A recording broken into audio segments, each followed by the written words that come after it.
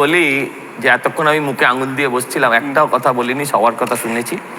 আমার কথা শুনতে না ইচ্ছে হলেও চুপ থাকবেন, এটা আবেদন করছি। আমি গর্বের সঙ্গে বলি আমি হিন্দু, আর এটা আমি বলি কারণ স্বামীজি এই কথাই বলেছেন, তাকে আমরা ফলো করি। স্বামীজি বলেছেন যে হিন্দু মনন আর মুসলিমের গঠন, এ দুটো নিয়ে ভারতবর্ষের অগ্রগতি সম্ভব। ভালো কথা, একদম সঠিক কথা বলেছেন। কিন্তু সিদ্দিকুল্লাহর বিষয় নিয়ে বলতে হবে। আর আপনার আজকের বিষয় হচ্ছে ধৈর্য হিন্দুদের কতটা। ধৈর্য হিন্দুদের অপরিসীম, অপরিসীম ধৈর্য। মানে হিন্দুরা আজকে বলতে খারাপ, আমি হিন্দু হলেও হিন্দুরা আজকে পাঁঠার দোকানের পাঁঠার মতন হয়ে গেছে, একটা ঝুলে আছে, বাকি দুটো নিচে এখনো কলা পাতা চিবোচ্ছে।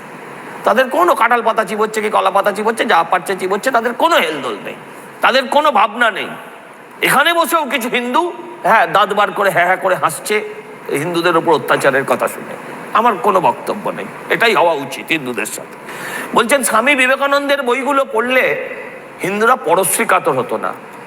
হিন্দুরা যদি পরশ্রী কাতর হতো তাহলে সিদ্দিকুল্লাহ আজকে মন্ত্রী হতো না। সিদ্দিকুল্লাহকে মন্ত্রী একজন হিন্দু, অন্তত টাইটেলে তাই মনে হয়, তার পুজো আর্চার ধরনে কিছুটা হিন্দু কিছুটা মুসলিম, আমরা কনফিউজ হয়ে যাই, টাইটেলে বাবার নামে হিন্দুই মনে হয়, তার জন্য আজকে সিদ্দিকুল্লাহ মন্ত্রী হতে পেরেছে।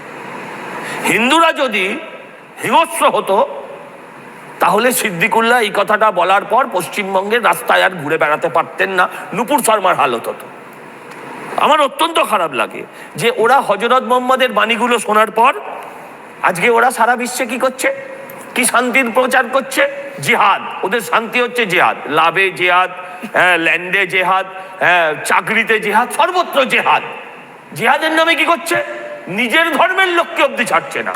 সারা বিশ্বে দেখুন, বর্তমান বিশ্বে মুসলিমরা কিন্তু কোনো দেশ আর দখল করার ক্ষমতায় নেই, তারা নিজেরা নিজেদেরকে খুন করছে। এর বাইরে জিহাদের কোনো অস্তিত্ব নেই আজকের দিনে।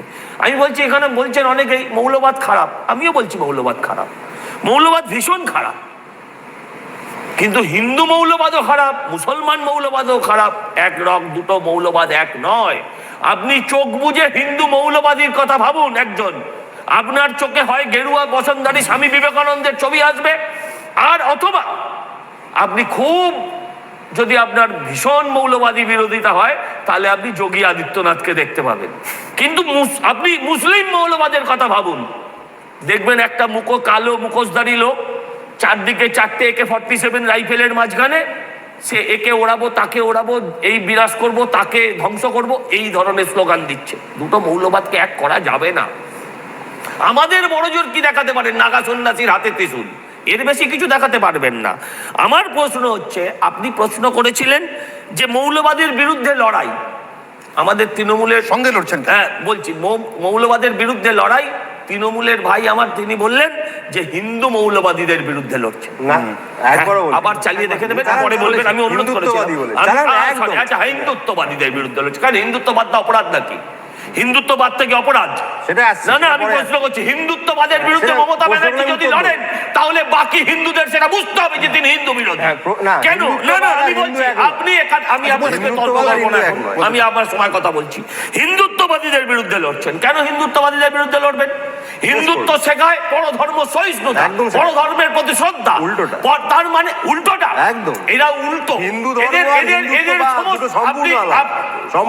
আমি অনুরোধ করছি, আমার কথাটা আমায় বলতে দিন।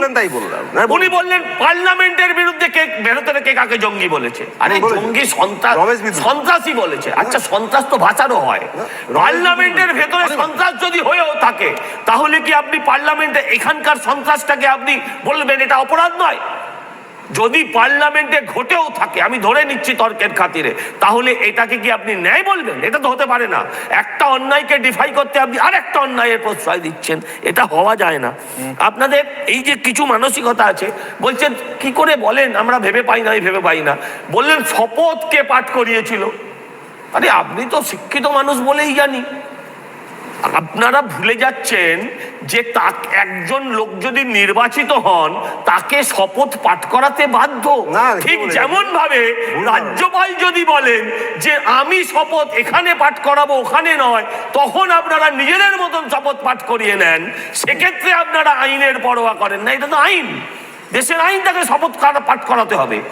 একটা লোক সে কি করে রহমানি ওখান থেকে এখানে এলো, রহমানি ওখান থেকে এখানে আসার সময় তার পিঠে জঙ্গি স্ট্যাম্প মারা ছিল না। আপনি জানেনও কিনা জানি না যে সে বৈধ পাসপোর্ট থেকে এসেছিল কিনা। আজকে বাংলাদেশ যদি তাকে পাসপোর্ট দিয়ে থাকে, তার নামের যদি কোনো অপরাধের রেজিস্টার না করে থাকে, কিছুই জানা যায়নি। আর যদি সেটাও হয়, যদি বিএসএফ দোষীও হয়, এটা আপনার ভারত বিরোধিতা কি বিরোধিতা নয়? আপনি সে কথাটা বলুন। আপনারা মামলার নাম্বার চাইলেন, আপনি মামলার নাম্বার চাইলেন। কোন মামলা করেছিলেন?